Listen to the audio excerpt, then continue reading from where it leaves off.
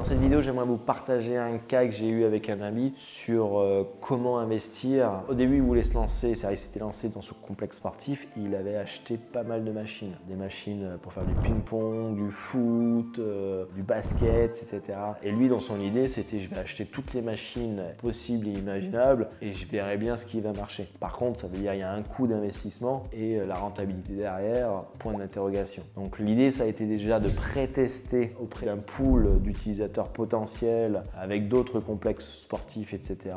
pour pouvoir déjà dérisquer certains investissements et de se dire là, tu vas investir dans cette machine-là, tu vas investir dans cette machine-là. Tu as déjà un potentiel, tu as déjà des gens qui ont fait comprendre qu'ils avaient envie de jouer, envie de venir, c'est cool. Donc déjà, on a dérisqué sur cette partie-là. Deuxièmement, en pratiquant, l'idée, c'était comment réussir à construire une offre, construire une histoire pour que les gens ne viennent pas qu'une seule fois faire du baseball et du basket ou du ski ou de la réalité virtuelle. C'est un complexe qui propose pléthore de choses, mais de les faire revenir. Dans le monde du business, on va parler de repeat. Je vends un produit, par contre, comment je fais pour créer une expérience pour que les gens reviennent une fois, deux fois, trois fois, quatre fois. Et donc la clé, ça a été de discuter avec eux. La clé, ça a été de se balader avec eux, comprendre finalement qui ils sont réellement et comment les amener. On a tendance à se dire, on va faire des campagnes marketing. On a tendance à se dire, vous inquiétez pas, je vais faire des trucs de SMS, de MMS, ça va bien marcher, je vais faire de la pub sur les réseaux sociaux. Mais la plupart du temps, on est totalement loin finalement de nos clients.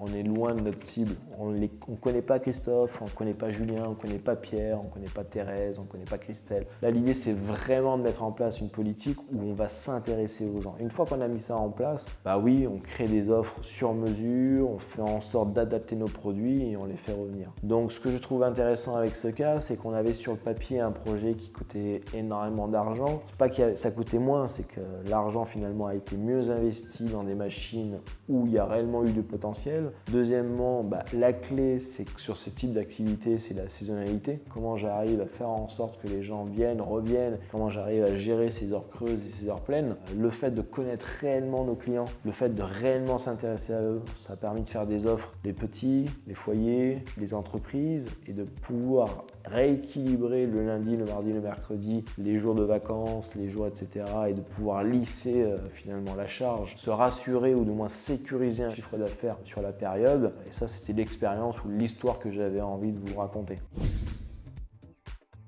Alors, lean ou pas lean, c'est être encore une fois toujours au contact du terrain et de lutter contre ces idées fausses ou du moins ces intuitions, d'aller les faire atterrir sur le terrain et de les matérialiser.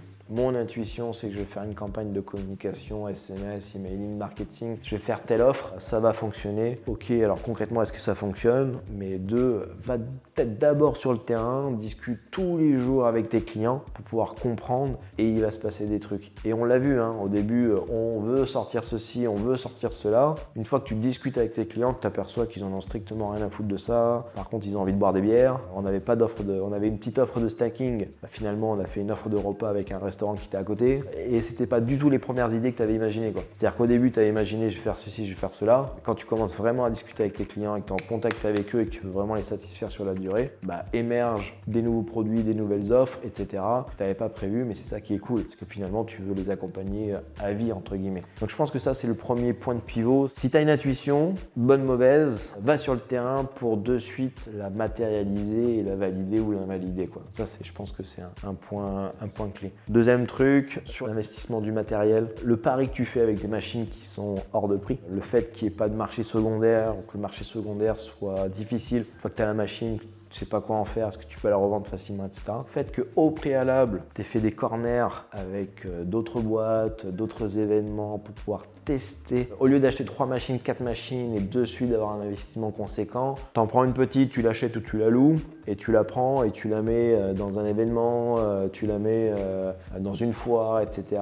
ou tu crées un truc un peu privé où tu vas faire ça tester avec 50, 100 personnes, etc. et que tu vas capter la vie. Ce réflexe-là est beaucoup plus facile dans le monde des startups, dans le monde de startups digital, tech, et faire des tests, le test and learn, je fais un truc qui coûte pas cher, je teste, ça marche pas. Par contre, dans le monde de l'industrie, c'est un truc qui est encore un peu difficile. Je pense que ça vaut le coup de se nourrir de ça et de trouver les moyens de tester. Donc ça a été une astuce pour pouvoir valider qu'il y a une appétence sur tel produit. Il n'y a pas du tout d'appétence sur tel autre. Encore une fois, ça ne veut pas dire on ne le fait pas, parce parce qu'il faut prendre le truc dans sa globalité. Mais attention, j'avais prévu d'acheter 5 machines à ce prix-là, ça va être difficile de les revendre, ça va me coûter un certain prix pour pouvoir les maintenir. C'est cool d'avoir fait ce test-là parce que ça m'évite de faire des conneries, ça m'évite d'alourdir ma boîte pour rien. Et le potentiel, le cash que j'ai pas investi là-dessus, je vais pouvoir le réinvestir à un autre endroit et pouvoir développer ma boîte de manière plus saine, quoi.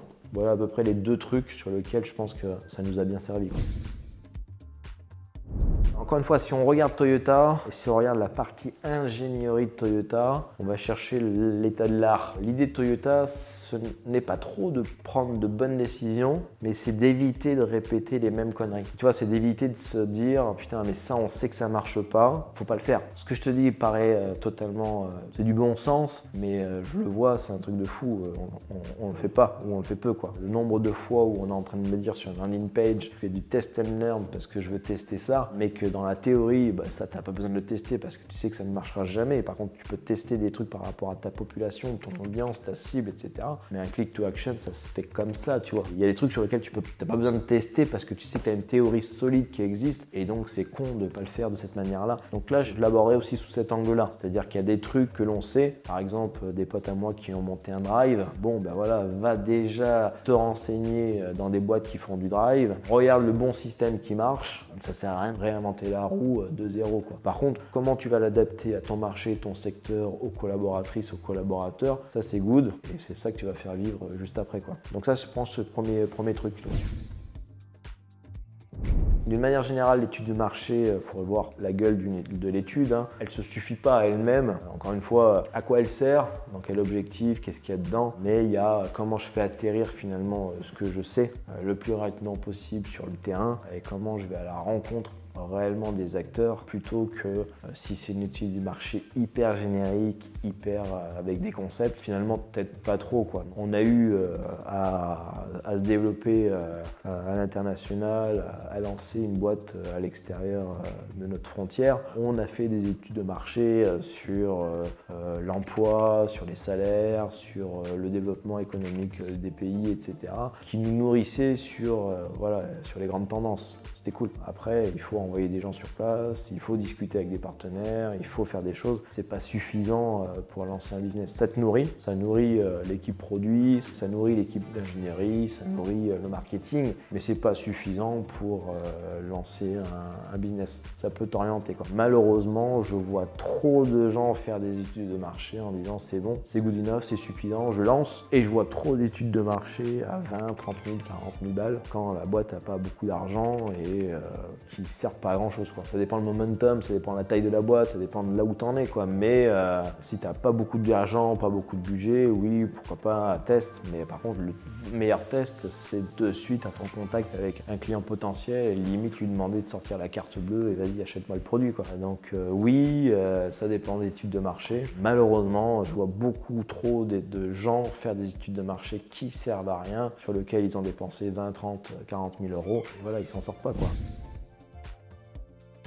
L'étude de marché, elle va être plus sur, si par rapport à ce centre, ce que je trouve intéressant sur, si j'avais fait une étude de marché, ou peut-être qu'il l'a fait, ça serait plutôt sur la zone de chalandise. Ça serait plutôt, je m'installe sur telle zone, tel endroit, est-ce que la zone est porteuse, pas porteuse? Est-ce que dans le territoire, première couronne, deuxième couronne, il y a des projets de construction ou d'évolution qui fait qu'à un moment donné, un business, c'est pas un business à un instant T, c'est un business à un instant T, plus T plus 1, plus T plus 2, etc. Donc est-ce que mon complexe va prendre de la valeur et voilà, ce serait plus sur des trucs comme ça. Deuxièmement, les tendances en termes de technologie et de jeu qui, encore une fois, te nourrissent sur qu'est-ce que je vais proposer. Dans d'autres pays, il y a ce jeu-là, dans d'autres pays, il y a ce jeu-là. Là, quand je vais chez Toyota au Japon, ils adorent faire du baseball. Il y a des complexes sportifs qui proposent du baseball, du ski, etc. C'est cool. Est-ce que ça va marcher, oui ou non? Donc, il y a une étude de marché qui te donne des signaux plus ou moins positifs. Par contre, il faut que tu fasses le job de concrétiser à moindre coût